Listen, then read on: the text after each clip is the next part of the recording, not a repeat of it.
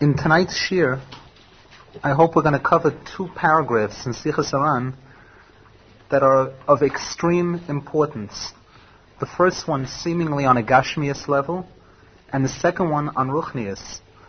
And both of them are going to be speaking about the most significant items in their field. Most people would say, if they were asked, what's the most significant basic item in the Olam Hagashmi, it's money.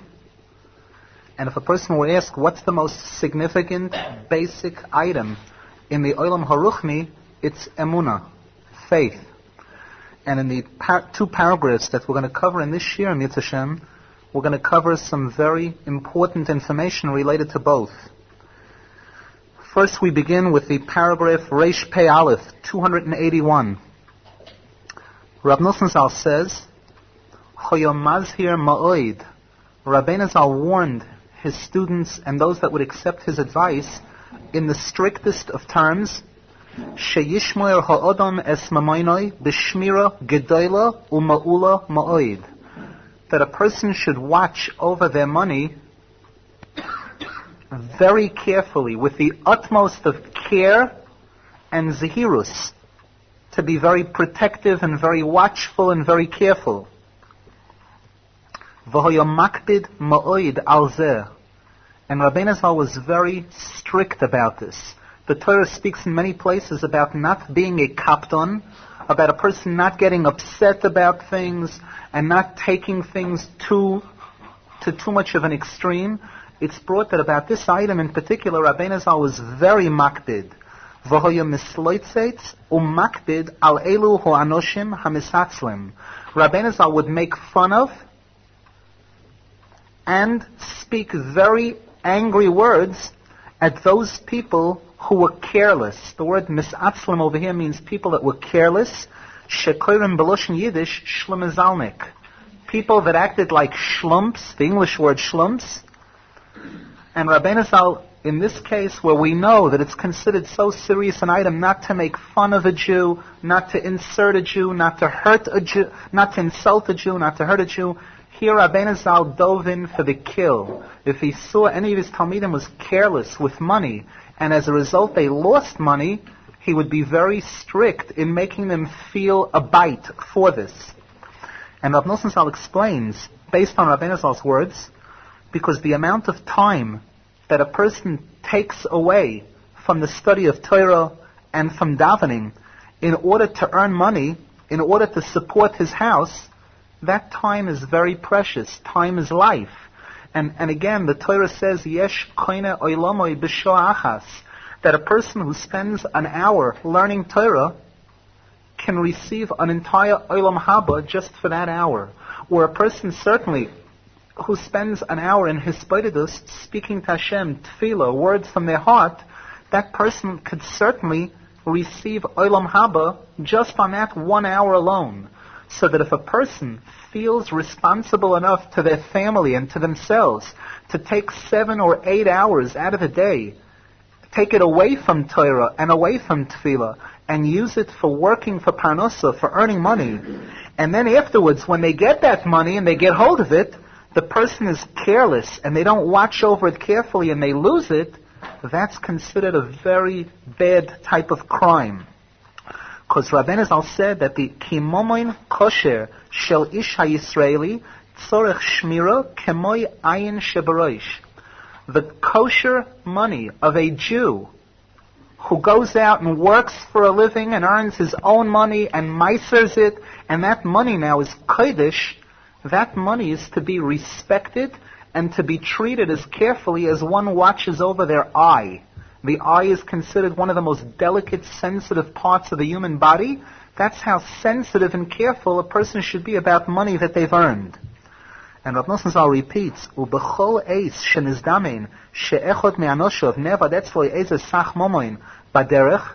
Any time that one of Rabbeinu Zal's students or followers, anybody that knew him, would tell him of an incident that they had where they lost a sum of money while they were traveling, as is customary, a person loses a suitcase, a person loses this or that, and they would come to Rabbeinu Zal feeling upset and feeling bad. hoya mevaze umoichiach oisoi ma'oid al zeh. Rabbeinu Zal would insult them, and he would reprimand them very much, ma'oid, very much, al shaloi nizharu b'shmiroso yofer, over the fact that the person wasn't careful enough. He didn't judge l'kaf zchus. Rabbeinu Zal didn't say, don't feel so bad. He didn't say, maybe it wasn't your fault. He went in very strongly with cannon fire to make us realize how serious an item this is. And again, note the wording here. Mevaze, to be mevaze a Jew, we know, is one of the most cardinal crimes. And the word ma'oid, very much, these are words that Rabbeinu Zal generally did not like. Judaism does not have too many ma'oids in it. There's no such thing as very in Judaism. Very is treif. The posek says, "V'hinei toiv ma'oid." On one of the days when Hashem created the world, it says, "Vayara lekim es kol asher osa v'hinei toiv ma'oid." Hashem saw everything that He had created, and it was very good. The Gemara says, "Very good." That's the day on which the Malach HaMoves was created. The angel of death is referred to by this term, very, extreme. And yet, when it came to this subject, when it came to dealing with money, Rabbeinu Zal was this serious. He didn't play Hasidic Rebbe. He didn't play mysticism. He was very ma'asi, very tachlis, to the point that this is something that a Jew gives away a major section of his life for, to earn a livelihood. How dare we not be careful that once that money comes into our hands at such great risk and through such effort, and the type of Yeshua that a person has to have from Hashem in order to receive parnasa, the Gemara says, Koshem is Zainoisav Shalodam Kekriyas Yamsuf, that for a Jew to have kosher money in his hands, that takes as major a miracle as Kriyas Yamsuf, as the splitting of the Red Sea. So it's a major event when a Jew comes upon some money in a legitimate way. Therefore, Rabbeinu Zal didn't take this lightly, and he was as strict and as harsh as he could possibly be in reprimanding us, in speaking to us about this item. These are the words in Sichas Aran regarding this item. There's a short paragraph in Likutei Halachos. In Likutei Halachos Choshen Mishpat, Rav Nosson Zal brings this up, refers to this paragraph a few times. But there's one particular paragraph that I wanted. Usually, we don't like reading from the Sefer inside. There are many people that are turned off by that. But I think that the wording here is simple enough, and it's serious enough, that it's worth noting every word here like a precious diamond, just to hear the way Rav Nosson Zal, a tzadik of this stature, speaking about watching one's money. Rav Nosson Zal writes, this is in Choshen Mishpat, Chelik Aleph, Hilchas Aveda Umetzia, Halacha Gimel, paragraph Yud. Rav Nosson Zal writes, Ki be'emes tzorich kol odom lizoher ma'oid, lishmor mamoinoi v'chafotzov, ki be'basayin. Because the fact is that a Jew is obligated to be very careful to watch their money and all of their belongings, their shirt, their sweatshirt, their pants, their glasses, anything that's any chafetzim that belong to a person or that belong to one's parents or that belong to a family, a person has to watch over it like the pupil of their eye. Kasher hizironu admor zal al zeh come upon him, as Rabbeinu Zal warned us about this many times. Ki af al pi shetayvas momoin meguna ma'oid, even though it's brought in many sporim that the desire for money is something that's considered very ugly for a Jew to be involved in, thirsting and chasing money, or chasing for gashmias, chasing for worldly items. Af al pi kein momoin shel isha Yisraeli tzrichen l'shoimroi ma'oid. Still, the money of a Jew has to be watched over very carefully. Adarabba, and just the opposite. You would think, hey, but isn't that taivas mamoin? If I'm so protective about my money and I'm watching it so carefully, that shows that I'm involved in taivas mamoin. Rav Nosson Zal says, Adarabba, just the opposite. Machmas shetayvas mamoin meguna ma'oid. Because the desire for money is so disgusting, it's such a terrible item, v'yesh sakono gedoyla kisheyoytze lashuk b'shvil parnasosoi. And a person is in tremendous sakona when they go out into the marketplace of the world to earn their parnosa, that a person shouldn't get involved. At first, the person goes out to work to support his family. But unfortunately, most people, the vast majority of people that get involved first in just providing for the needs of their family, once they get into it, it becomes no longer just a chasing after filling the basic needs. But a person says, I need a better car, I need a better house, I need a fancier type of suit, the type of clothing I'm used to wearing. I want to move to a higher standard of living and still higher and still higher. So this is one of the major risks that a person takes when they go out to earn a livelihood in a kosher way. However, a Jew is obligated to do this because of earning a livelihood, because of supporting his family, even though there's a tremendous sakona involved, that once you get involved in this, it has a tendency to suck the person in, and to get the person that once he has 100, he wants 200 and 500 and 1,000 and falls into taivas mamoin. Al kain, therefore, zeh hamomoin shekvar hirviach b'hashgochos yisborach al yidei ezeh malochoi masu matnu kiyotzei.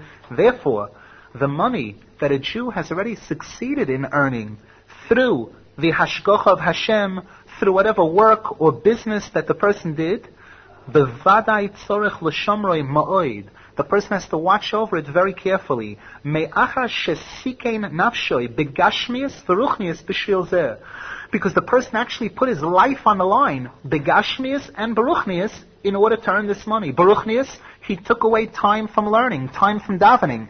He left the yeshiva, he left the beis medrash. He went out to a world where people swear, where people steal, where women aren't dressed properly. All the different mechsholim that a person could possibly have in going out to the world to earn a livelihood, or all the sneaky, tricky, nasty things people do in business to outsmart each other and to hurt each other. And a person put himself into that place and involved himself in that kind of thing to earn a living. Therefore, once some money does come into his hand, he better be very watchful over it. V'alkein chozar Yaakov Avinu al pachim ktanim.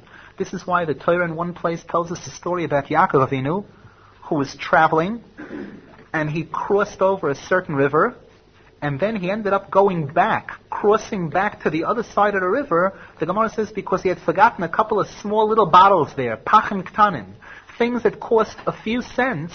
And Yaakov Avinu didn't say, forget it, it's no big deal, it's just a couple of dollars, or it's just a couple of agurot, it's no big deal. He made a big deal, and he bothered himself to go all the way back to cross the river and to put his life in jeopardy to encounter the Malach of Esav, all because of these pachim ktanim. Ki tzadikim memoinam choviv aleihem. Because the Gemara says that tzadikim respect their money is very precious to them. This isn't because he has a certain wrong type of lust for money. Adarabah, just the opposite.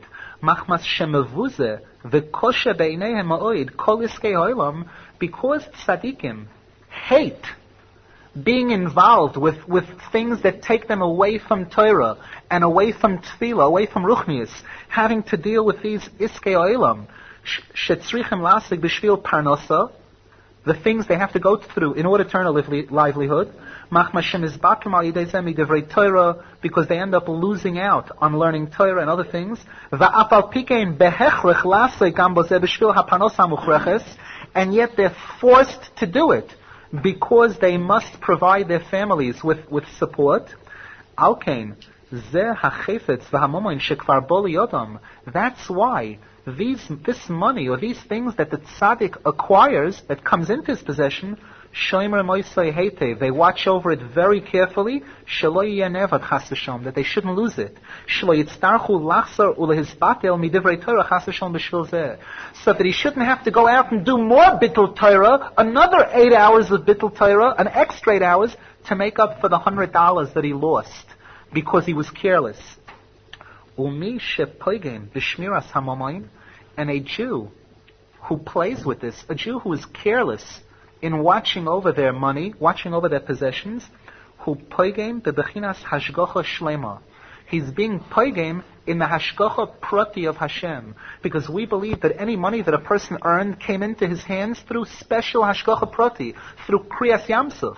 Now, if he's careless and goes ahead and loses it, he or she, then he's poigem in the hashgacha of Hashem, etc.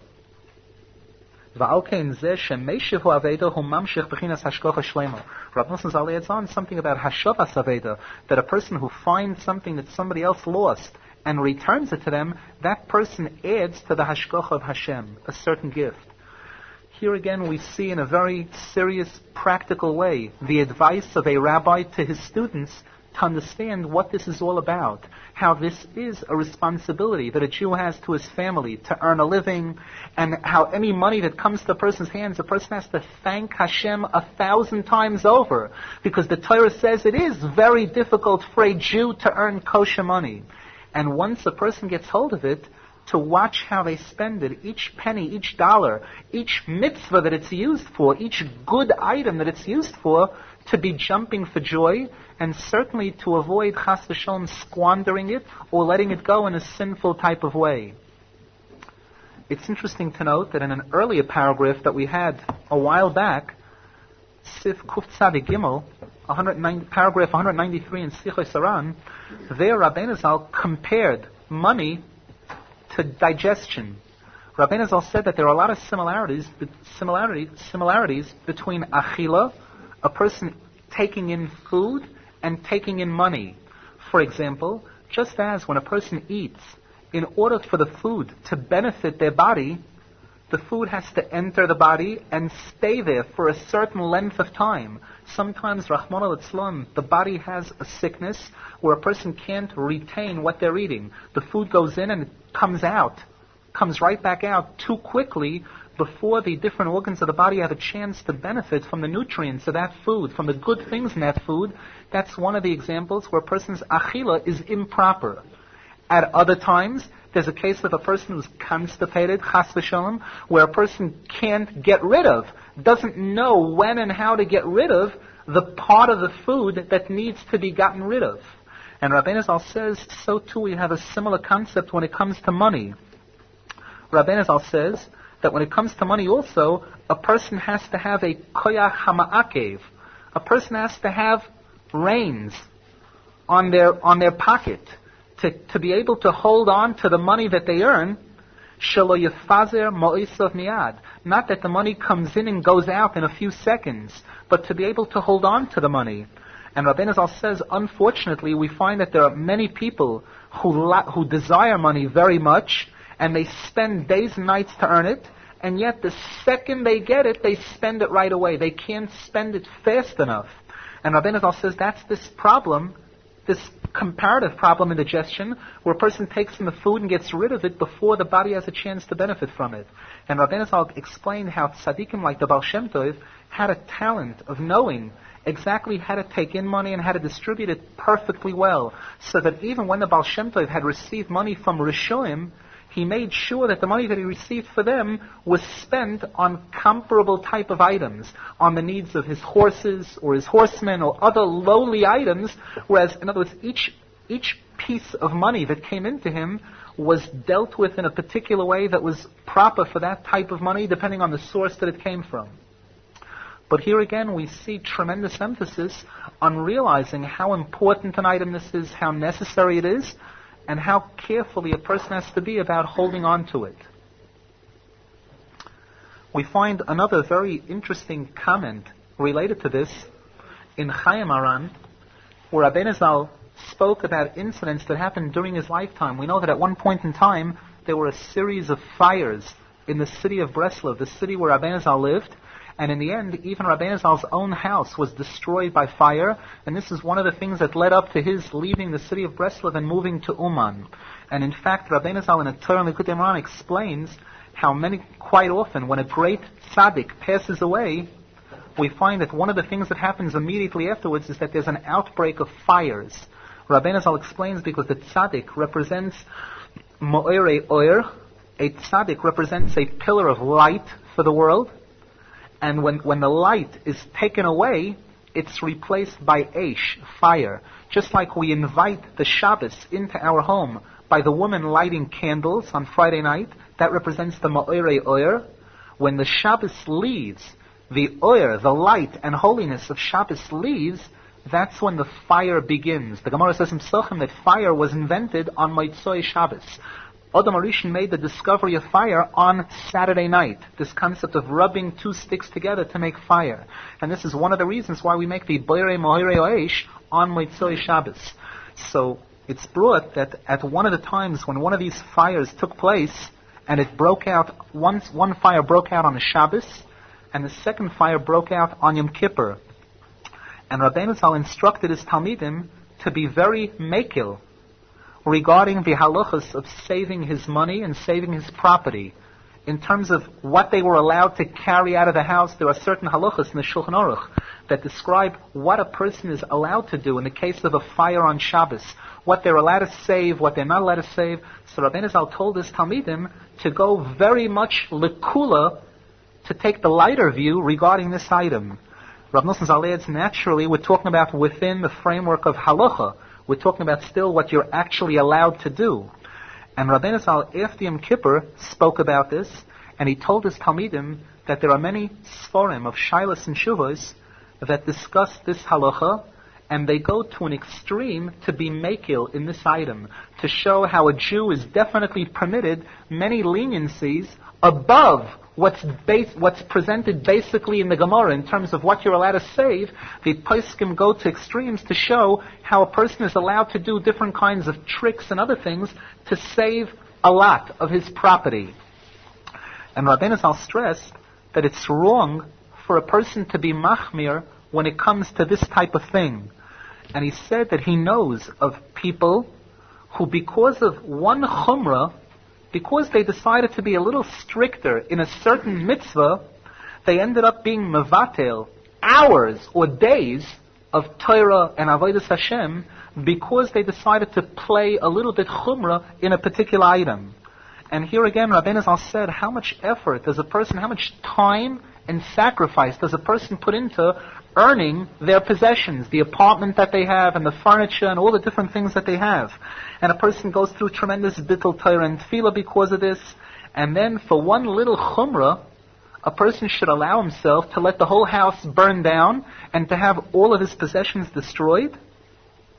And Rav Nosson Zal writes that at that time, Rabbeinu Zal commented to his Talmidim that whenever he's traveling, he's always very careful with his money to make sure to put it into a pocket. He checks the pocket first to make sure that it has no holes in it, it's very secure, and he puts it bedafka in a pocket, in a chest pocket, not in a back pocket of his pants, but close to his heart, in a place where it's really well protected, like an inside pocket of his coat. And he's careful to see to it that there's no tear there, etc. And Rabbeinu Zal said with all of that, while he's traveling, he's constantly checking his pocket to make sure that the money is still in there. And here again, the comment is brought in Chaim Aran that whenever Rabbeinu Zal would come across a person who lost a sum of money, and the person would come brokenhearted to Rabbeinu Zal to say he feels so bad, he lost this $100 or he lost something on the way, Rabbeinu Zal would tear into the person, be mavasa the person, that it was that person's fault, that they weren't careful enough to watch over what they needed. Because we know that the Gemara says that the definition of shaita, we find that the term shaita comes up in many halachas in the Gemara regarding which mitzvahs a shaita is mechuyev to do, which mitzvahs a shaita is potter from. Shaita means a fool. And there's one place in the Gemara in the beginning of Chagiga where the Gemara goes into a 2 or 3 page discussion on what's the definition of shaita. And the Gemara offers a few possibilities, and each one of the possibilities is ruled out. And the maskana of the Gemara, the final word in the Gemara is that the correct definition in Yiddishkeit for a shaita is hama'abed ma shenoistem loi, a person who loses something that they're given, something important, something precious that's given to them. A child is given a present, a watch, or something else, a wallet, a toy, something like that, and he's not careful, and he loses it, or he breaks it. The Gemara says that that's the definition of shaita. That's where a person is called, because it shows a lack of das. The intellect of a person is what has the person always with their eyes open, conscious of what's around them, and especially conscious and careful about these possessions that are earned with such great sacrifice. This is one item which I felt, again, a certain personal closeness. The fact that a tzadik, like Rabbi Arizal, is willing to discuss such an item with us on such a practical level and give a person an eitzah that could save a person a lot of aggravation. The fact that a person receives such an azhara from so great a tzaddik, this is enough of an excuse for this to stay with us for a whole lifetime and to save a person a lot of aggravation. A question as far as losing money being related to not spending money wisely. In this sif and Sichas Aharon, there's a reference made to the earlier sif that we mentioned, where Rabbi Arizal discussed this comparison between money and achila. And there Rabbi Arizal discusses this concept of a type of losing money, which is spending money too freely. That's also a concept of losing it. Usually when we talk about losing an item, let's say a person acquires a watch or something else, everything has a certain lifespan. That's an assumed item. The concept of losing something means that its presence in my possession was short-lived. That this watch that I had, or this car, that should have lasted so many years or so many days, depending on the nature of the item, how long it's supposed to be with me, and I end up letting go of it before I was supposed to. That kind of item. That's an inyan of an aveda, that I lost it before I was supposed to. I didn't hold on to it for the full length of time that it was supposed to be with me. Rav Nosson discusses Bechlal business, that when people do transactions in business, somebody sells an apartment, somebody else buys, that the exact moment, the exact second when the transfer of possession takes place is because this person's neshama at that point is supposed to give up this item. It no longer needs this item for its tikkun, and the other person who's buying it, the reason why they're buying it is because their neshama right now needs to have this item from this point in time on in order for the tikkun of that neshama. Rabbi Nachman gives another example at Bechlal, when a person's earning money, if a person doesn't train themselves to be able to know to pace themselves the right way and to budget themselves, to work within their own means, and to see to it that not every penny that they earn is spent, but a concept of saving money with the understanding that, let's say, people know that there are certain months in the year when they have to spend more money. Tishrei, Nisan, the months of the Yamim Tovim, when there are mitzvahs like Lulav, Esrei, buying an Aliyah on Rosh Hashanah Yom Kippur, which are discussed in the Shulchan Aruch. The Torah says that these are months in which you would want to be spending more. There's no way in the world a person's going to be able to spend more in Tishrei if he didn't save more in Elul, or in the months before. And a certain part of the burden of responsibility is on us to do this. So would it be like in the same level, but then will also be as upset? It's the upsetness, the bizui, and the teichacha is brought specifically regarding aveda. I don't know, losing. I don't know if the same reference is made to spending unwisely. But they are put together to some degree, they are put together. The next paragraph, that's total gashmias, supposedly. Although we see it's not gashmias, because money is Torah and Tefillah. The money that was earned is literally in place of Torah and Tefillah. That's the kind of sacrifice that a person makes to earn a living. Now, Rav Nosson says that Rabbi Nachman once said to one of his Talmidim that when a person cuts himself off from tzadikim, it's as if the person is worshipping idols. It's as if the person is being oved avodah zorah. Why? Rabbi Nachman explains, because the Zohar Kodesh, in describing the concept of a tzaddik, the Zohar Kodesh describes each one of the letters of the Aleph Beis, and discusses the significance of the shape of each letter, what it represents, and not just each letter, but in certain cases, the sections which make up a letter. For example, the letter Aleph of the Aleph Beis, the Zohar Kodesh discusses in about 6 or 8 different ways that the Aleph can be drawn.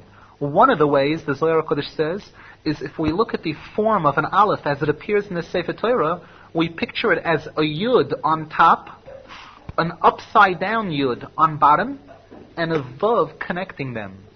Yud, Vav, 10 and 10 and 6 is Bigimatria 26, which is Hashem's name, Yud Kei Vav Kei. And the Zohar HaKadosh says we see the secret of Hashem's name in the letter Aleph itself, which represents Hashem. Rashi says in Chumash, on the first day of creation, that why is it that by all the other days of creation, it says Yoim Sheni, Yoim Shlishi, Vayerev, Vayevoker, Yoim Sheni, Yoim Shlishi. If so, on the first day of creation, it should have said Yoim Rishon. Why does it say Vayerev, Vayevoker, Yoim Echod? So Rashi HaKadosh points out, this is to teach us that on the first day of creation, there was only one item in the world, only Hashem. That Echod represents Hashem, Aleph, 1. We see how Hashem's name, Yud Kei Vav Kei, is hidden in that letter Aleph.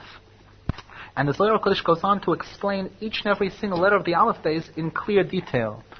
The Zohar HaKadosh says, which part of the Aleph days represents the tzadik? The tzadik is called the koitzoi do'ois dalid. We know that there are two letters in the Aleph days that are very similar, which are the reish and the dalid. The way they're written in a Sefer Torah, the only thing that distinguishes the dalid from the reish is a little bit of extra ink, a little thorn-like on the end of the reish that's added on that changes the reish into a dalid. The Zohar HaKadosh says the koitze do'ois dalid, that's the tzaddik. The tzaddik represents that little pintala that's added onto a reish to make it into a dalid. And when a person separates himself from the tzaddik, then what he's actually doing is he's chopping off that tip of the dalid and converting it to a reish, which means we know that there are two words in the Sefer Torah that are presented in great prominence. In Parshas Voeschanan, Hashem gives the command to Bnei Yisrael, Shema Yisrael, Hashem Elokeinu, Hashem Echod, and the letter Dalid in the Sefer Torah, the Dalid of Echod, is written twice as large as a regular Dalid. It's a very large Dalid there, stressing the oneness of Hashem. There's another place in the Sefer Torah where Hashem says to Bnei Yisrael, Loi sishtahave lekel acher. Do not bow down or worship any other type of idol, anything to replace Hashem, chas v'shalom. And there the reish of acher is written, again, twice as large as any regular letter, that reish of acher. And the Gemara and the Zohar HaKadosh stress that this is the whole Judaism. The whole Yiddishkeit is based on the difference between that reish and the dalid. The kel acher versus the Hashem echod. The Zohar HaKadosh says, in fact, that the two words, kel acher, are bigimatria Amalek. When we talk about Amalek being the symbol of the Avi Avois Hatuma, the worst threat to Klal Yisrael, the posek testifies, Reishis Goyim Amalek, that Amalek is considered the leader of all of our tsaros, all of our troubles. This Amalek is bigimatria kel acher. He represents this Avodah Zorah, the opposite of Hashem. He's symbolized by kel acher, whereas the concept of emunah, our faith in Hashem, is in this concept, the main stress is Hashem echod. And the Shulchan Aruch says a person is supposed to stress that dalid. That dalid is supposed to be said a little bit heavy, not like echod, not as if there were a shva under it, but not coming to an abrupt stop, underlining that dalid, showing that we emphasize echod versus acher. Now, on this, these are Rabbi Arizal's words. And Rabbi Arizal also said that the main concept of emunah in Hashem, a person receives only through tzadikim amitiyim. If a person wants to have faith in Hashem, the ikar emunah is totally in coming close to true tzadikim. These are Rabbi Arizal's words in this paragraph, and this is something we'd like to elaborate on a little bit. If a person takes a look in the Chumash, in Parshas Beshalach, right after the Yidden came out of Mitzrayim, we know that when the Yidden came out of Mitzrayim, Hashem flexed his muscles in a very big way. Hashem inflicted the 10 makos on Mitzrayim, and what Hashem did to them at the Yam, at the crossing of the Red Sea, also the miracles that took place there, the Hizgalus of Hashem.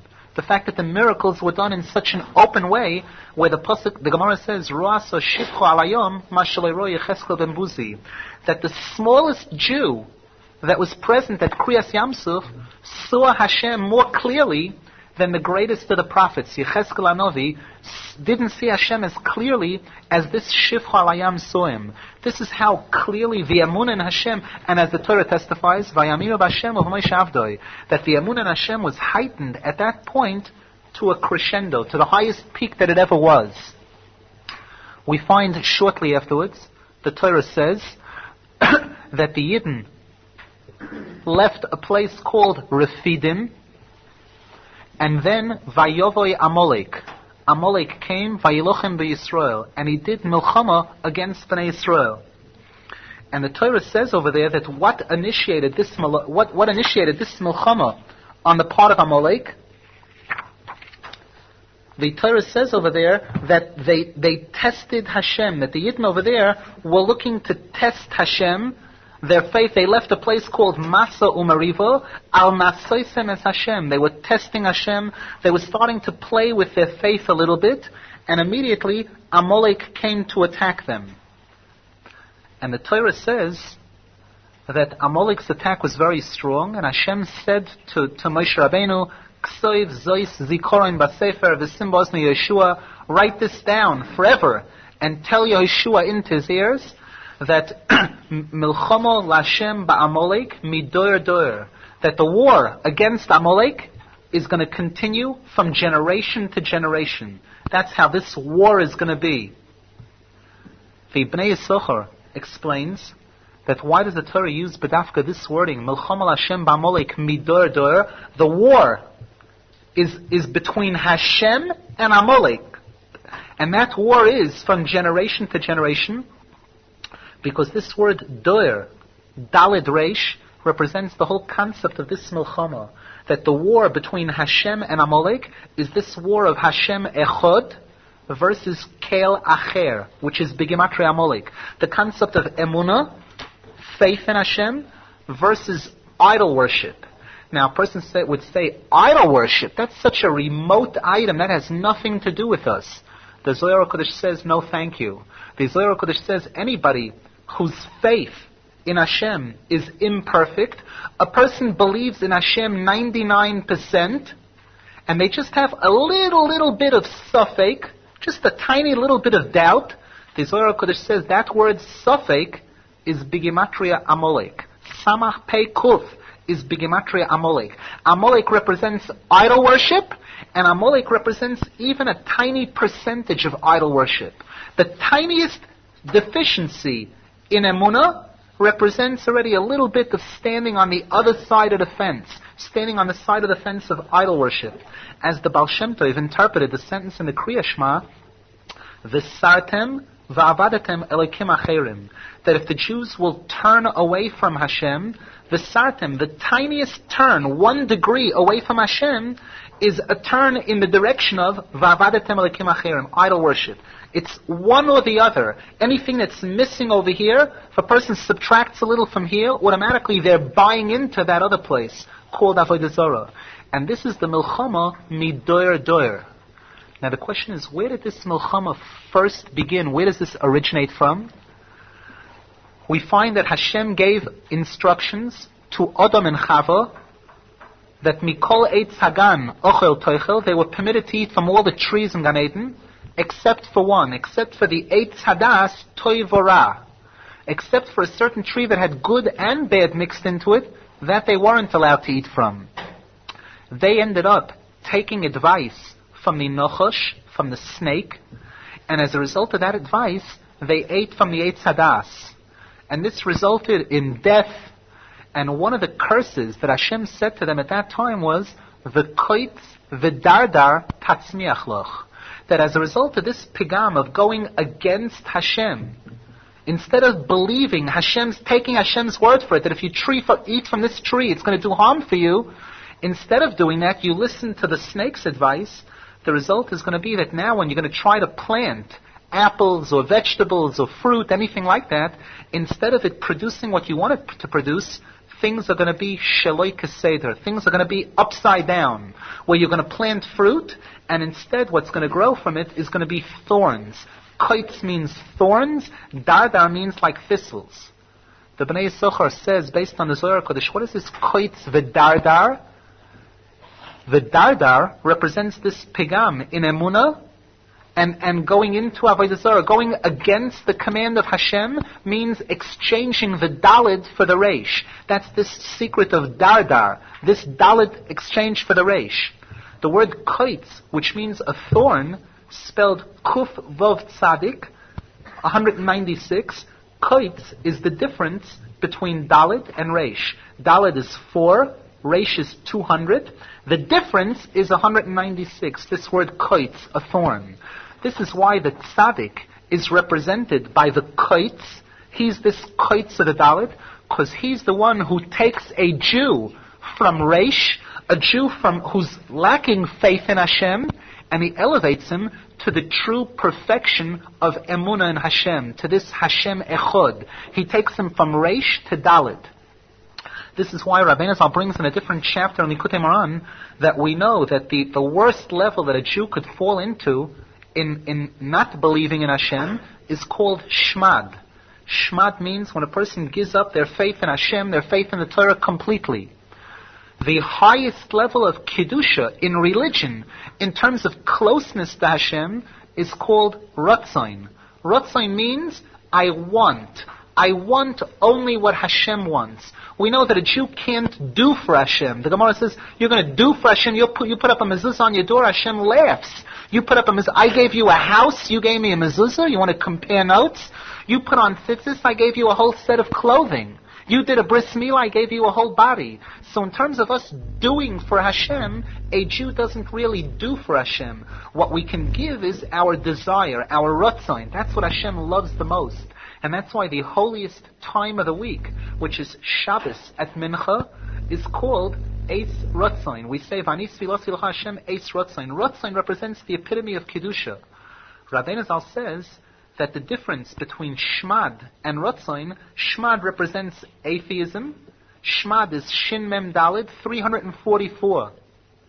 Ratzain, Reish Tzadik Vav Nun, is 346. Right in the middle, you have 345, which is Moshe, the tzadik. The tzadik stands in between Shmad and Ratzain. His mission is to bring Jews over from the lowest levels of emunah to the highest peak of emunah and kedusha, which is called Ratzain. And this is this secret of this dalid and reish, and the tzadik being this koitz de'ois dalid. This is why we find, for example, when Moshe Rabbeinu was about to receive the Torah on Har Sinai, and Hashem told him to warn the Jews to be careful, that if they dare to try to come too close to Hashem, they'll be killed, they'll be burned in the process. Hashem said to Moshe Rabbeinu, Reid ho'ed ba'om. Go down and warn the people not to try to get too close to Hashem. Note this word, raid, again. The warning was to be careful about this delicate process of the reish and the dalid. That if a person tries to go too close to Hashem, just like being far from Hashem is a concept of kfira, so too if a person tries to be too chummy with Hashem, chas v'shalom, a person tries to get too close, a person gets burned. That's also a pigam in emunah. Acher, Rabbi Elisha ben Avuya, again, one who is an apikoros is called Acher. The Gemara says one of the rabbis of the Gemara who lost his faith was called Acher. The opposite of this, Echod. There's a lot more to say on this, but we're limited in time. We're limited in the time of the tape. For now, we'll let this suffice. Maybe we'll add, there's one other important piece which we might add in the next year. However, in any case, Rabbi Arizal wanted to stress this point, that it's tzadikim, the tzadik, who the Zohar HaKadosh calls this koitz da'ois dalit. He represents this tiny pintala that makes the difference between the dalit and the reish. He's the one who has the capability of taking the Jew into emun and Hashem. We find the Shulchan Aruch, where it discusses the laws of respect for one's rabbi. There's a whole discussion as to what's the definition of a Rebbe Muvhak. Who is called a person's rabbi? If a person has 10 rabbis in their life, or 30 rabbis, which one is called Rabbi Muvhak, where there are certain halachos that are stricter related to that rabbi, how a person conducts himself to that rabbi, as to any of their other rabbis. And the maskana there again is, there's a discussion whether it's the one who taught him Roiv Chachmasai, the majority of the knowledge that he has of Torah. The maskana is that it's the one who brought him close to emunah in Hashem. That's the major function of a rabbi, to strengthen a Jew's faith in Hashem, because emunah is koilel everything. David HaMelech says in Tehillim, Kol mitzvosecha emunah. That emunah is something that's koilel the entire Torah. And the Gemara says, Bo Chavakuk vehemidon alachas v'tzadik be'emunasa yichyeh. That when Chavakuk Hanavi wanted to summarize the entire Torah in one mitzvah, it was v'tzadik be'emunasa yichyeh. That a Jew who has faith alone, that's enough to give him this title tzadik. Halavai, we should be zecher to do everything in our power to come close to tzadikim, and to come close to their sforim, and in the zechus of coming close to tzadikim, they should correct anything that's lacking, anything that's missing in our faith in Hashem, in our faith in the Torah. The Gemara says, Lo yichorva Yerushalayim ad sheposka mimenu anshe amona, that the churban Yerushalayim, the churban of the Beis Hamikdash,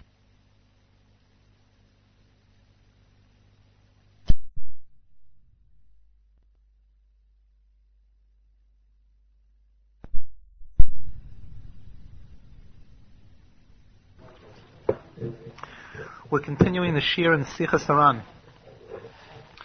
The last shir that we had, we discussed paragraph Reish Pei Beis 282 in Sichas Aharon, where Rabbi Arizal spoke about the topic of one who falls away or separates himself from the tzadik. And Rabbi Arizal said that the tzadik represents the difference between the letter Daled and the letter Reish in the Sefer Torah, where if a person takes a look, there's only a very small difference, a small piece, that's called the koitza da'ois daled, the koitza of the letter daled, that's added on, that makes the difference between reish and daled. Rabbi Arizal explained that the Zohar HaKadosh says that this difference between reish and daled means the difference between true faith in Hashem versus the opposite. When the Torah speaks about idol worship, and Hashem warns against it, this worship of idols is called lo tishtachave lekel acher, that we're not permitted to bow down to anything other than Hashem. This word acher, which ends with reish, the first two letters are aleph and ches, whereas when the Torah speaks about a Jew accepting faith in Hashem, the posek says, Shema Yisrael, listen, Bnei Yisrael, Hashem Elokeinu, Hashem Echad, that our Hashem is one and there is no other like Him. The word Echad has the same first two letters as Acher, the Aleph and Ches. The only difference is the Daled. And in the Sefer Torah, if you'll take a look, you'll observe that these two letters, the Daled of Echad in Parshas Voeschanan, and the Reish of Acher, Lo Yisishtachav Lekel Acher, are written extra large. And this is to point out that this is a very major lesson to Bnei Yisrael, this lesson of Emunah being this minute difference between the Reish and the Daled. Who makes that difference? Rabbi Arizal says this is the tzadikim. The main purpose of a tzadik, of a Talmud Chacham, is to shine Emunah into Bnei Yisrael.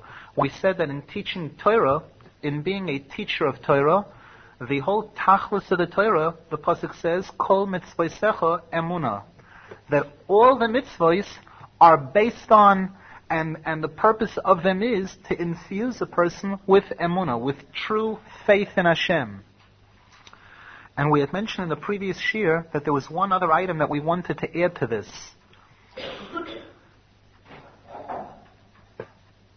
It's brought in Sforim that the zvuv, the fly, is generally known to be an annoying type of item. And it's brought that the term zvuv, which means a fly, is the symbol of Amalek. We find that usually when something spoils, it becomes rotten, one of the ways that we identify it is by that there's a lot of flies buzzing around it. The Meforshim bring a remez to this, a hint to this, in the fact that in the Torah, when Hashem spoke to Moshe Rabbeinu, instructing him how to deal with Amalek, and telling him what to pass on to his student Yehoshua, the posek says that Moshe Rabbeinu said, Ksoiv zois zikorin basefer, v'sim ba'ozne Yehoshua, ki mochoi emche ezecher Amalek mitachas hashamayim.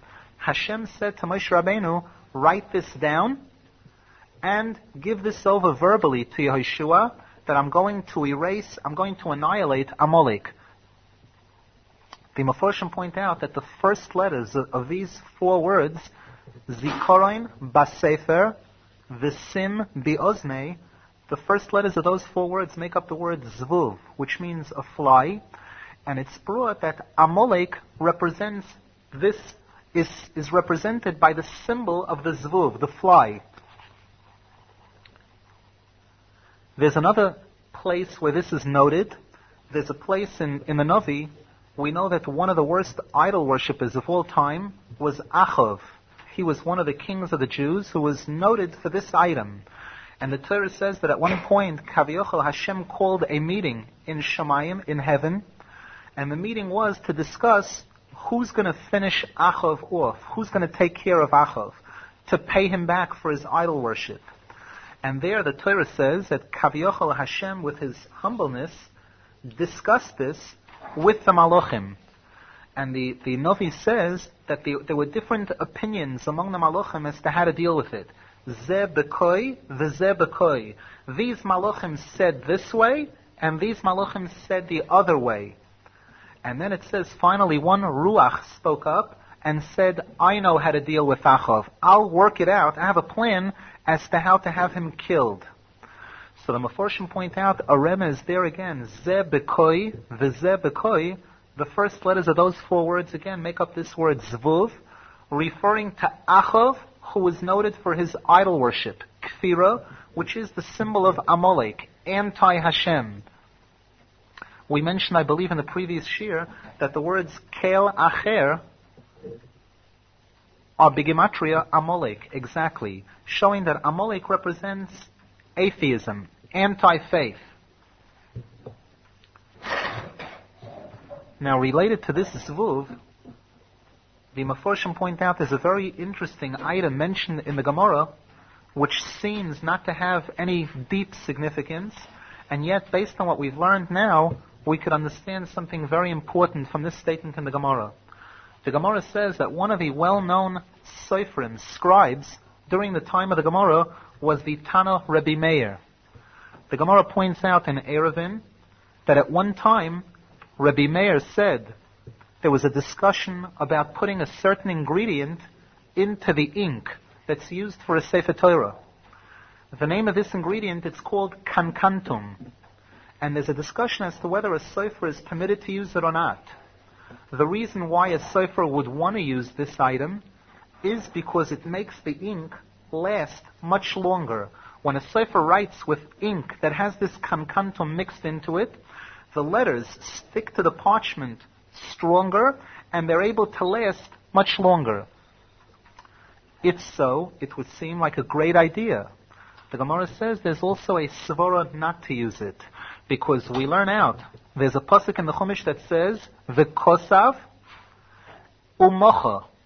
It mentions the term to write and to erase. And the Gemara says we learn out from the proximity of how those two words are written, that when a Jew writes a Sefer Torah, it must be written in such a way that the ink is erasable. He's not allowed to use a type of ink that's so strong that you can't erase it. Therefore, there are certain ingredients which, even though we would say it's a tremendous benefit and advantage that if you include this in the ink, it'll make the ink everlasting, still the Torah says that there's reason not to use that. Where do we learn it out? From the kosav u'mocha. Now the Gemara says that Rabbi Meir, who was a lavlor, a sofer, once came before Rabbi Shmuel, and Rabbi Shmuel asked him, what do you do? What do you do for a living? Reb Meir said that I'm a sefer, I'm a scribe. Rabbi Shmuel said to him, Beni, my son, hevi zohir b'malachtecha, be very careful in your work. Shemalachtecha meleches shamayim hi, because your work, being a sefer, is literally heavenly work. You're writing Sifrei Torah, Tefillin, Mezuzahs. You deal with the name of Hashem constantly. Shema ato mechaser oisachas, maybe accidentally you'll leave out one letter, oy meyater oisachas, or accidentally you'll put in one extra letter where you're not supposed to. Nimtzeis machriv es kol ha'olam kuloi. And by doing that, you'll be destroying the whole world. You could actually destroy a world. Because we know that in the Sefer Torah, there are certain cases where a person could make a very small change in a word. Here, for example, echod acher. That little droplet of ink added on could change the meaning of the word entirely. So the Gemara says this was Rabbi Shmuel's warning to Rabbi Meir. Rabbi Meir replied, Dovar echod yeshli, I have a certain special ingredient, v'kankantum shmoi, it's called kankantum, she'animati l'toy chadyoy, I put that into my ink, and that helps me. So the Gemara says, Rabbi Shmuel said to him, if you put kankantum into the joy, how does that help? The Torah says clearly not to use any items that give the ink a certain degree of permanence that's considered wrong when it comes to the Sefer Torah. So the Gemara explains that Rabbi Meir said, what I meant to say was as follows. I meant to say, not only am I very careful when I write to make sure not to leave out a single letter or not to add a single extra letter, but even regarding the suspicion that maybe a fly, while I'm writing a Sefer Torah, maybe a fly will come by and settle on the tag of the letter Dalit. It'll settle on the tip of the Dalit and change it and erase it and change it into a reish. Even that, I have this certain item called kankantum, which I include into the ink, and that ensures that such a mistake cannot happen. This is the story. This is this discussion as it's presented in the Gemara. And the Gemara goes on to discuss whether he was allowed to do this or not. The Meforshim explain that there's obviously something much deeper than just the halacha, just the pshat that's being presented here. Note, the word lavlor means a sefer. A sefer, in the wording of the Gemara, means a scribe, one who writes Sifrei Torah or other dvarim shebikdusha, tashmishe kedusha. Sefer is also the title that's used in the Gemara to refer to rabbis, talmidei chachamim, tzadikim. They are called seifrim. When Rabbi Meir told Rabbi Shmuel that I am a sefer, Rabbi Shmuel warned him, be very careful in your work. Because if you're teaching Torah to Bnei Yisrael, if you are a Talmud Chacham, and it's your responsibility to be teaching, then you have to know that if you, in giving your teachings over, if you change the Torah ever so slightly, you add a drop or subtract a drop, you could be machriv oilamos, you could destroy worlds.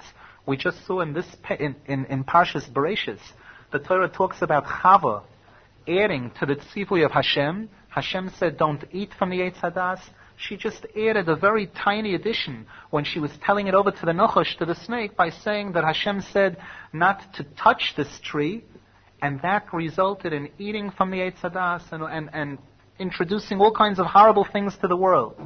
So we see that the tiniest addition or subtraction in one that's teaching Torah could chas v'shalom be fatal to one and to many. Here Rabbi Meir's response was that, and he mentioned the use of this kankantum, the use of a certain ingredient, to ensure the permanence of the Sefer Torah, to ensure that the ksiva could never be erased. The Gemara made a point of saying that there is a requirement of being able to write in such a way that it can be erased. Now this concept of writing and erasing is something that comes up specifically related to Amalek. We said that the discussion begins that Hashem said to Moshe Rabbeinu, Ksoiv zois zikoron basefer, write this down, v'sim bosne Yeshua, and tell over to Yeshua, ki mochoi emche ez zecher Amalek, that I'm going to erase the memory, any trace of Amalek. We see again in this same posek the ksiva and the mechia both being mentioned, just as in the halacha of the type of ink to be used for a Sefer Torah. Rabbi Meir's response to Rabbi Shmuel was, don't worry, I'm a student of Rabbi Akiva. And Rabbi Akiva, being the great tzadik that he was, he taught me the most important lesson that a Jew needs to know. He taught me that in being a sofer, in being a Talmud Chacham, the thing that I have to be able to be watchful for is that a zvuv should not come along and change the dalid into a reish. Zvuv, we said, is the symbol of Amalek. And what's Amalek's mission? Amalek's purpose is to be machlif, to exchange the dalid for a reish. To exchange the Hashem Echod, the emunah, to take the emunah of a Jew and to toy with it, to tamper it, to change it a little bit, to get people just to subtract from their faith a little bit. And that change from the Dalit to the Reish, that visartem, a tiny little bit of turning away from Hashem, va'avadetem elakim acherim. That right away constitutes an idol worship, which could be dangerous. And Rabbi Meir was implying that this was the lesson that he understood so well, how delicate the Torah is, and how careful, how watchful a person has to be about adding to it the tiniest bit and subtracting. And in terms of giving over this message of emunah, the understanding of the difference between this echod and acher, that this was the basis for all of his teachings. One additional item we find as a Mishnah in Pirkei Avos that points out that one of the outstanding miracles in the Beis Hamikdash, the Mishnah says that there were 10 major miracles in the Beis Hamikdash. One of them was that even in the Beit Mitbachayim, even where they dealt with slaughtered animals in the Beis Hamikdash, and we know that usually when there's dead meat, flies are usually buzzing around it, the Gemara says that there was never seen loinira zvuv bebeis mitbachayim of the Beis Hamikdash. Not once was a fly seen there. What's so special about this? We know that the Gemara says in a different place, the Gemara uses the wording toiv shebetabochim shutvoy shel Amalek, that the best of the butchers is a partner to Amalek.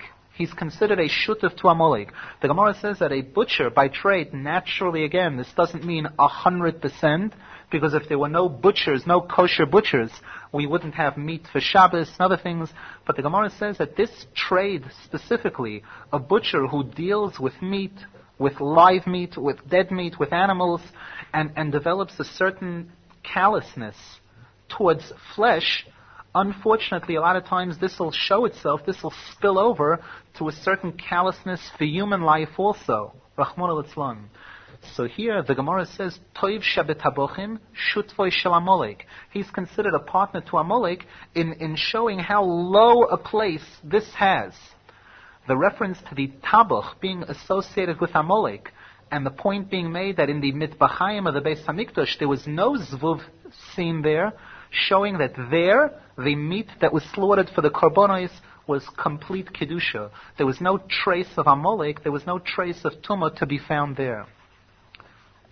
This, honestly, is a little bit of what's written in the Chassidish Sforim about this item that Rabbi Arizal mentioned here, this point being made of tzadikim, that the tzadik is the symbol of this koitz of the Dalit.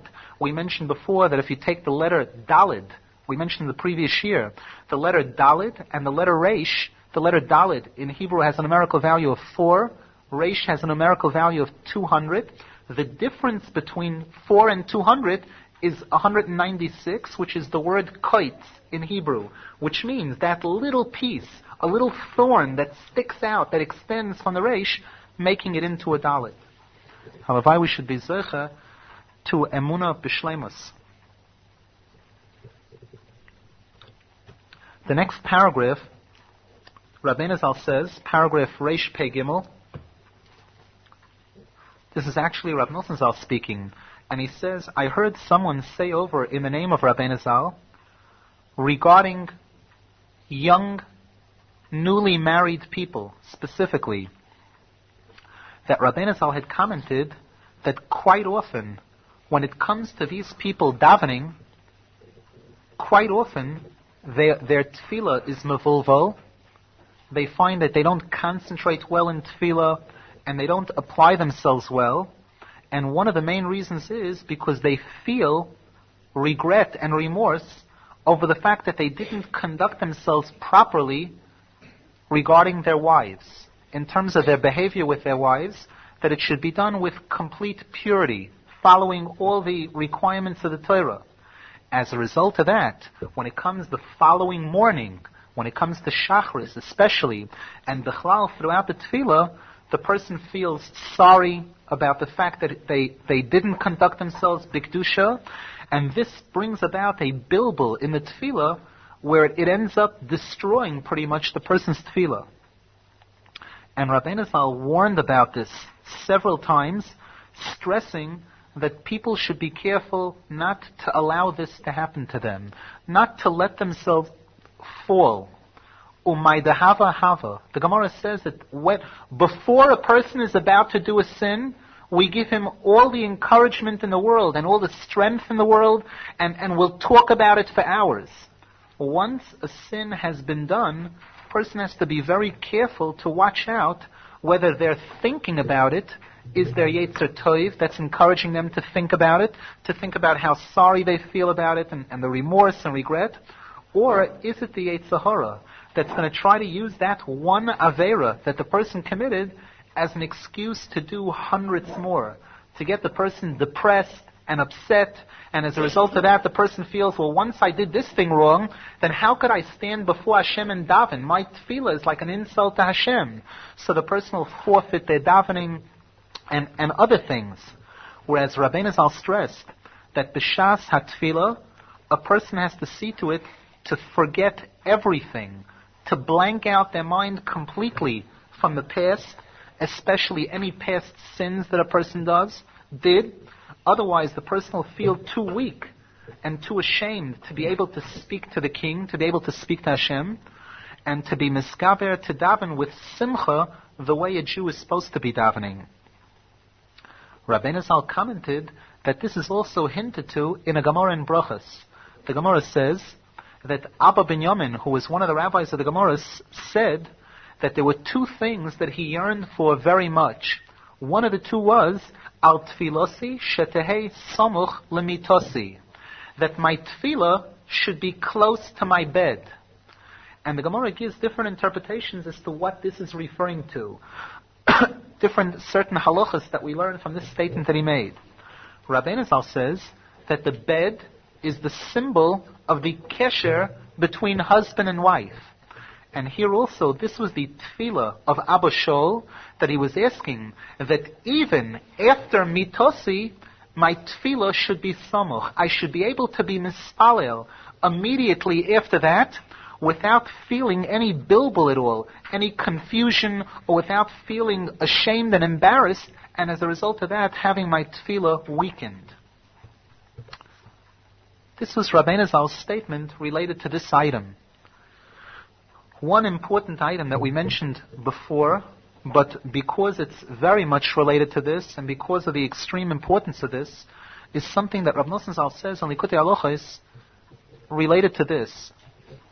Rav Nosson says that we know that the most important part of something is usually the bottom line. A lot of times people say, what's the bottom line? The bottom line means what's the most significant item in what you're presenting, what you want to say. Therefore, Rav Nosson says that when it comes to the yontif of Simchas Torah, where a Jew makes a siyum on the Torah, we finish reading the entire Torah, and we begin brand new. Obviously, if we analyze that last line of the Sefer Torah, that has possibly the most important message of all in it for us. What's the last line in the Sefer Torah? The Torah says, it speaks about the Yod HaChazaka, the Moira HaGodol, awesome things that Moshe Rabbeinu accomplished for Bnei Yisrael. And the Gemara says, what specifically is it referring to over there? It's referring to the fact that Moshe Rabbeinu broke the luchos, because the actual last words of the Sefer Torah are La'enei Kol Yisrael. What Moshe Rabbeinu did before the eyes of Bnei Yisrael. The Gemara says this refers to his act of taking the luchos and smashing them when he saw that the Jews were worshipping the Egel HaZohov. That's the closing line of the Sefer Torah. And then we begin immediately from Bereshis Bor Elokim. Rav Nosson says, why is it this way?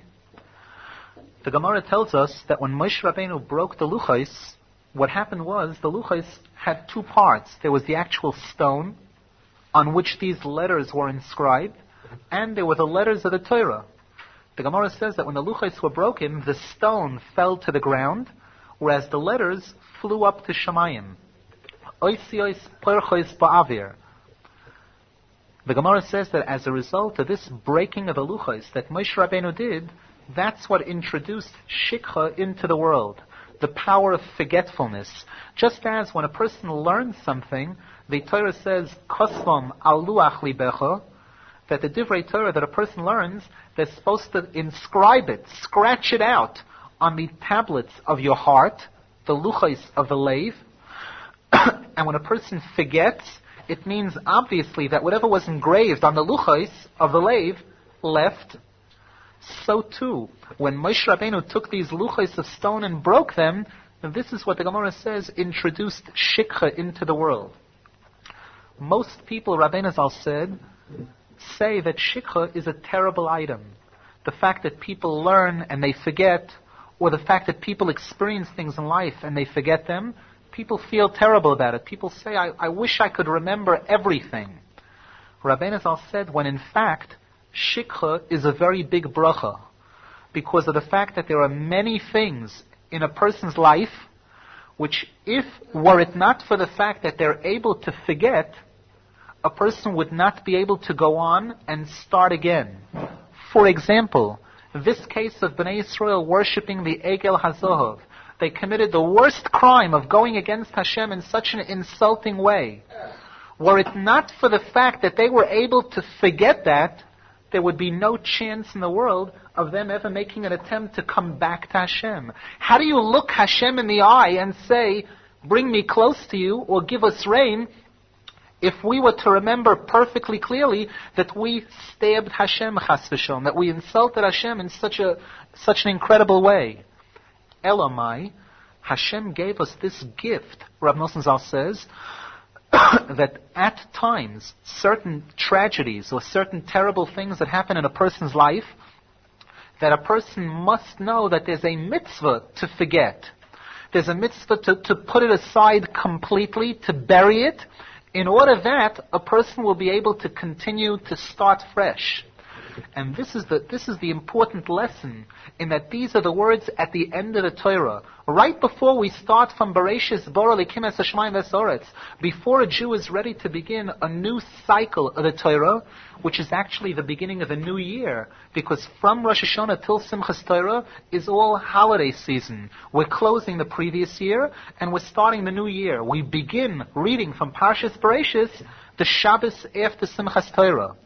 So in order to begin the new year, and in order to begin the Sefer Torah anew, a Jew must know that they have to first be able to clear the registers, to forget completely. Whatever I did in the previous year doesn't count. It doesn't matter. I have a chance now to start fresh, brand new, and to climb as high as I want to go. And the fact that I did things wrong before, the fact that there was anything missing from before, that's not going to hold me back or prevent me in any way from achieving the total success that I want to in the new year. And in fact, Rav Nosson says, we know that these items are connected, that the world is made up of sholosh koimos, three major foundations, in a sense, to the world. There's time, of which a complete cycle is a year. There's the world itself. There's space, which we consider the olam, the world. And there's nefesh, people who are considered the highest degree of life in the world. these three, Olam, Shana, and Nefesh, are all coincide, they all are coordinated with each other. For example, just as the Shana, the year, has 365 days to it, so too we're told that in the body there's a corresponding concept of 365 tendons. There is a correspondence between the Nefesh and the Shana. And so too with the Olam also, the way that the world is structured. The Gemara discusses this in a few places. The position of Eretz Yisrael being in the center of the world, just as the heart is in the center of the body. That's the source of life for the entire world. And these three koimos of Olam, Shana, and Nefesh all draw from the Torah. Just as there are 365 days to the year, there are 365 loisases in the Torah. So we see that the year and the person and the place are all plugged into the Torah. And all of them have to be able to understand this rule, this yesod, that before a person can make a new beginning, the person has to be capable of rising to the occasion, being big enough and smart enough to be able to know what not to remember, what not to think about. And this is the great achievement that the Gemara praises Moshe Rabbeinu. The Gemara says that when Moshe Rabbeinu did this, Hashem said to him, Yasher koichacho, yofo asiso sheshibarto. You did a wonderful thing in breaking the luchos. Why?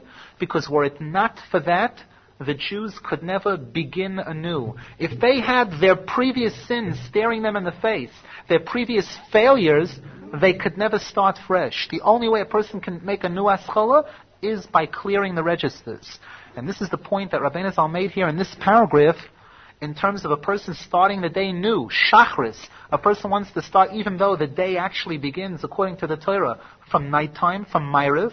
But we know that for most average people, they consider the beginning of the day shachris, that morning tefillah. So that even if a person didn't behave perfectly at night, here Rabbi Arizal stresses that a Jew is not permitted to allow that to be mavalvel. Don't forfeit your shachris because of your night, but rather to make a cut and to say, I'm starting brand new. And for my shachris has nothing to do with last night. I'm going to daven as if this was the first tefillah of my life. And if a person davens that way, obviously that tefillah will bring the right results. The next paragraph, Reish Pei Daled, 284. Rabbi Arizal says that regarding Bnei Hanurim, sometimes you have children, or this refers to like older children that are the age of 13, 14, 15, where they're starting to grow. And sometimes a child is zeicha to be nislahev, to come to a realization of wanting to be frum. Suddenly a person gets the right encouragement or whatever it is, and they suddenly decide that they want to start doing things much better than they were doing before in terms of tefillah, davening loud, bekoyach. And Rabbi Arizal says quite often what happens is when they start doing this in a shul, automatically there are some people that make fun of them. There are people that point to them, look at him, look how funny he looks, or look how funny he sounds, he's davening louder, or different things like that, and they cause suffering to these Bnei Hanurim who are trying to be more religious. They're trying to grow. And then what happens is, sometimes, usually they'll do it once or twice, the other person will ignore them. But if they'll do it a few times, what happens is, because we're dealing with Bnei Hanurim, because we're dealing with younger people, after the second or third time, he's liable to get upset or angry and either go over to the person and slap him or yell at him, why are you bothering me, or insult him, etc. So Rabbi Arizal says quite often, the one that did this is a smart aleck, and he says, what's wrong? I didn't do anything to bother you. If you're really having kavanah, then you wouldn't see what I'm doing. If I'm making faces at you or I'm doing other things like that to disturb you, if you're really having kavanah, it shouldn't bother you. You shouldn't see what I'm doing at all. And Rabbi Arizal says they think that it sounds so smart and so right, when in fact, Rabbi Arizal says this is 100% wrong. Because even the biggest tzadik, afilu tzadik godoil amiti migdoile hamefursamim be'emes, even the greatest of tzaddikim, who daven bekoyach and with dveikus, if somebody will come, Rabbi Arizal says, and stand in front of him and make fun of him and try to disturb his tefillah, they will definitely be able to do it. It will cause a bilbul and it will cause tsar. So therefore, that's not a proof that the other person's tefillah is lacking in kavanah or anything like that. The fact that you're able to disturb him by making faces at him or doing things like that isn't because he was lacking kavanah. That's the way it's supposed to be. Unless, Rabbi Nachman says in one place in Likutei Moharan, there are certain exceptional tzaddikim who could achieve such a degree of dveikus in their tefillah where when they're davening, it's as if nothing exists. They're able to block out everything around them. That could be one person in a generation. That's not even something that applies to regular Talmidei Chachamim or regular tzaddikim. Rabbi Nachman says for regular great tzaddikim, it's only natural that if somebody will stand in front of them and disturb them in the tefillah, they will be able to pull it off. And therefore, if somebody does this to these Bnei Neurim, they should know that they definitely will be held responsible. It's not that he's not really a tzaddik, because if I was able to disturb him, he couldn't be that big a tzaddik. Rabbi Arizal says, on the contrary, could be that what he's doing is perfect, and you're disturbing him is still considered 100% a criminal act. It's interesting that in an earlier paragraph, Kapitel Kuf Yud Zayin, in Sichas Aran, Rav Nosson says that one time he was having a discussion with Rabbi Arizal, and Rabbi Arizal said that if a person is holding by this, then he's really okay. And Rabbi Arizal really was like making motions with his hands, implying that if a person is holding by this item, then he's something very special. Rav Nosson says, I don't remember the entire discussion, but I remember that what he was talking about was the fact that if a person could develop a nature where even if he's not that religious, even if he's not feeling that frum, if he sees his friend being more religious than him at that time, whether it's he sees the friend davening with more kavanah than him, or giving more tzedakah than him, or doing anything much better than him, he should be perfectly happy, satisfied, not feel anything wrong, anything negative inside him about the fact that somebody else is better than him in Yiddishkeit. And Rabbi Arizal used the wording at the time that for a person to say that even if I'm not zeicha to serve Hashem, at least let somebody else serve Hashem.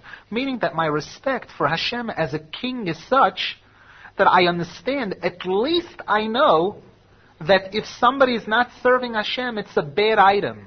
So just because one person can't do it, why should a second person lose out? If Hashem has 600,000 servants in front of him, if one is bad, it's one thing.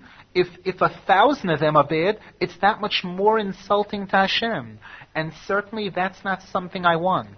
And Rabbi Arizal mentioned about this, that this is a tremendous madrega if somebody's holding by this. Rabbi Nosson commented about this, that he was very surprised, because he couldn't imagine anything different from this. He couldn't imagine how anybody would be thinking along any different track than this, in terms of wanting only the best for somebody else, even if I myself am not holding by it, and not feeling any kind of a jealousy of wanting to bring somebody else down to my level. And Rav Nosson adds, but unfortunately, I've lived to see that this is definitely an existing problem. He writes that I've seen, especially among Bnei Neurim, especially among kids and kids that are growing up, this is a very serious ongoing problem. That quite often, when one kid or a few kids have fallen, where the Yetzer Hara has hold of them and they're into childishness, they're into silly things, they're into clowning around, and they see one other person who decides to be different. He wants to be frum, he wants to daven the right way, or he wants to do a mitzvah really well. Instead of being happy for him, instead of being happy that at least somebody is serving Hashem, rather than that, out of jealousy, they end up trying to do whatever they can to make fun of him in a way that they'll actually try to bring him down. And Rav Nosson says, in fact, there are many cases where this has happened. There are cases where a person decided at one time to become more religious, and they were doing it for a period of time and being successful at it, but in the end they ended up giving it up because they couldn't handle the bizyonos. They couldn't handle people making fun of them, saying all kinds of insulting things related to any type of item, whether it be visiting kivrei tzadikim or other types of items that people that don't have a respect for a certain item, people that don't have an appreciation for a certain item in religion, because I don't do it, number one, it certainly can't be anything worthwhile doing it. And if somebody is doing it, obviously he's a fool, and if he's a fool, it's a mitzvah to make fun of him. This is a type of attitude that people take, and obviously this is something that a person has to understand and watch out for in a very big way.